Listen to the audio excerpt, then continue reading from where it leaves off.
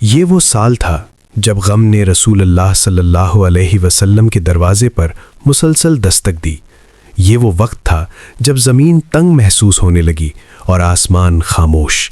یہ تھا عام الحزن، غم کا سال۔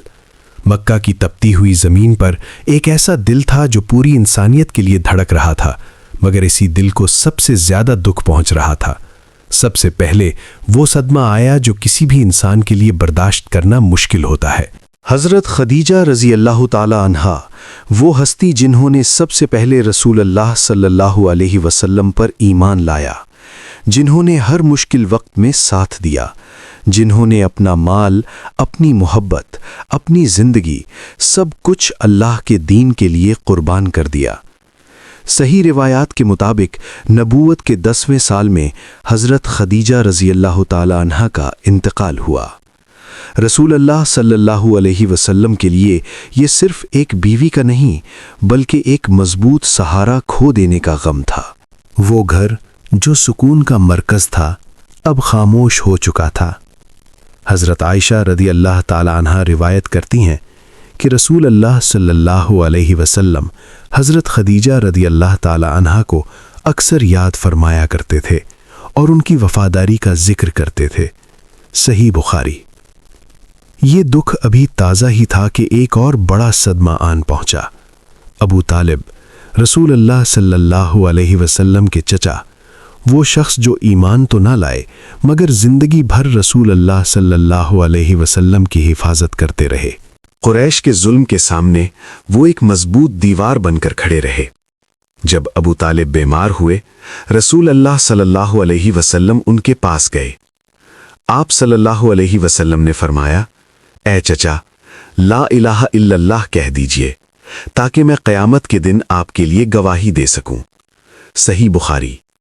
مگر قریش کے سردار وہاں موجود تھے اور انہوں نے ابو طالب کو اپنے آباء و اجداد کے دین پر قائم رہنے پر آمادہ کیا، اور اسی حالت میں ابو طالب اس دنیا سے رخصت ہو گئے۔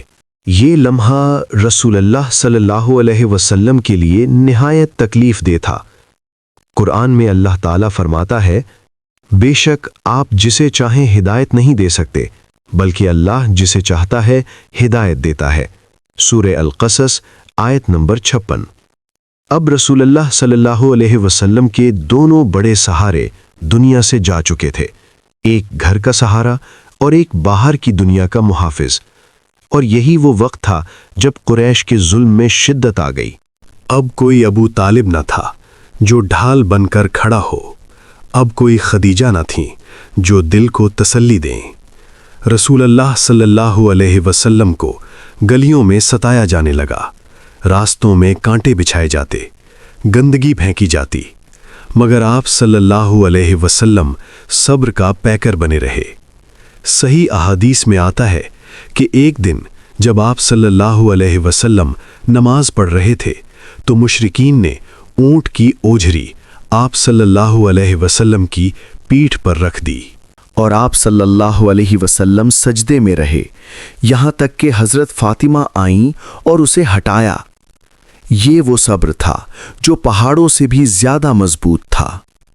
غم اور تکلیف کے اس ماحول میں رسول اللہ صلی اللہ علیہ وسلم نے طائف کا رخ کیا، شاید وہاں کے لوگ اللہ کا پیغام قبول کر لیں۔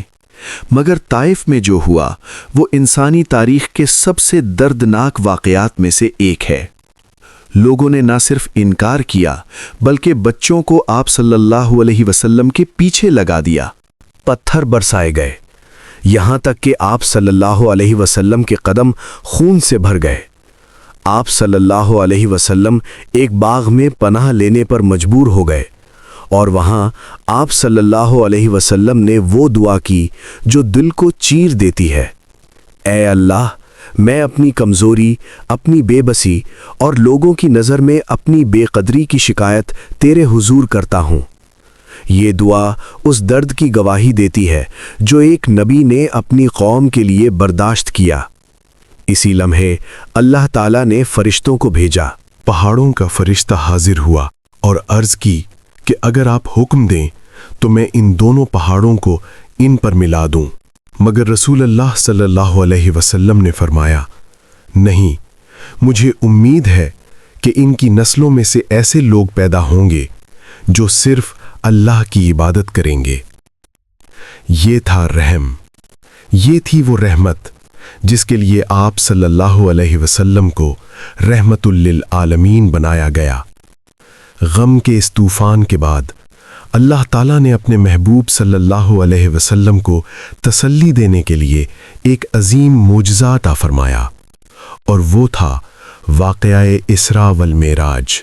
یہی وہ مرحلہ تھا جہاں زمین کے دکھ آسمان کی بلندیوں میں بدل دیے گئے۔ عام الحزن ہمیں یہ سکھاتا ہے کہ آزمائشیں جتنی بڑی ہوں، اللہ کی مدد اس سے کہیں زیادہ قریب ہوتی ہے۔ صبر، ایمان اور اللہ پر کامل بھروسہ، یہی وہ راستہ ہے جو اندھیروں سے روشنی کی طرف لے جاتا ہے۔